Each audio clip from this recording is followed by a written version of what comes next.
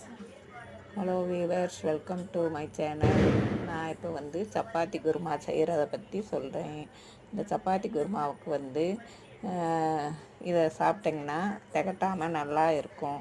அதுக்கு கொஞ்சம் பொரியலில் சோம்பு, ஜீரகம், பூண்டு, கொஞ்சம் போல் மஞ்சத்தூளை வச்சு மிக்சியில் கொஞ்சம் ரொம்ப வலுவலுன்னு அரைச்சாலும் சரி, கொஞ்சம் இதாக அரைச்சாலும் சரி, அரைச்சி எடுத்து வச்சுக்கோங்க.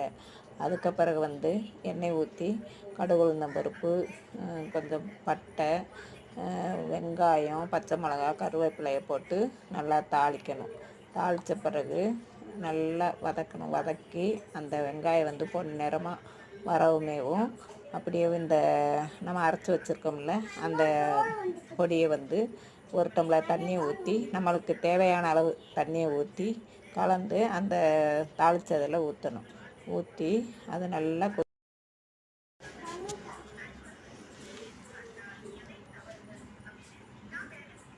தாளித்து ஊற்றிட்டு தாளித்து விடணும். தாளித்த பிறகு இந்த நம்ம அரைச்சி வச்ச விழுதை ஒரு டம்ளர் தண்ணியை ஊற்றி அப்படியே கலந்து தாளிக்கிறத ஊற்றி அந்த மசாலா நல்லா கொதித்து காய விடணும். நல்லா கொதித்து காய விடவுமேவும் இந்த உருளைக்கிழங்கு அப்படியே சின்ன சின்ன பீஸாக நம்ம கையிலேயே பிசைஞ்சு எடுத்து வச்சுக்கிறணும். எடுத்து வச்சுட்டு அதுக்கு பிறகு நம்ம குழம்பு கொதிக்குது இல்லை, எதையோ வச்சுருக்கேன். அப்படியே வெங்காயம், கடுகு, உளுந்தம் பருப்பு, கருவேப்பிலை இதெல்லாம் போட்டு நல்லா வதக்கி விட்டுருக்கேன். விட்டு அது காயவுமேவும் வதக்கவுமேவும் இந்த நம்ம மசாலா அரைச்சி வச்சுருக்கோம்ல அதை ஊற்றி இந்த கொதிக்குதில்ல, கொதிக்கவுமேவும் நல்லா கொதித்து வரவும் அப்படியே நம்ம உருளைக்கிழங்கு வேக வச்சு எடுத்து வச்சுருக்கோம்ல அதை 1-2 அப்படி பிசைஞ்சு எடுத்து வச்சு அதையும் அந்த மசாலாவில் போடணும்.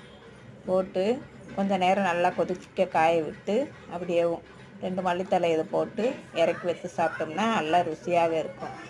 இந்த மாதிரி பிடிச்சிருந்தா நீங்கள் இதே மாதிரி பண்ணுங்கள், சூப்பராகவே இருக்கும். இந்த சேனல் பிடிச்சிருந்தால் லைக் பண்ணுங்கள், ஷேர் பண்ணுங்கள், சப்ஸ்கிரைப் பண்ணுங்கள். இது மாதிரி நான் வேறு இது உங்களுக்கு காட்டுறேன். நல்லா பாருங்கள். இது நீங்கள் சப்பாத்திக்கு சாப்பிட்டு பாருங்கள், சூப்பராகவே இருக்கும். தேங்க்யூ.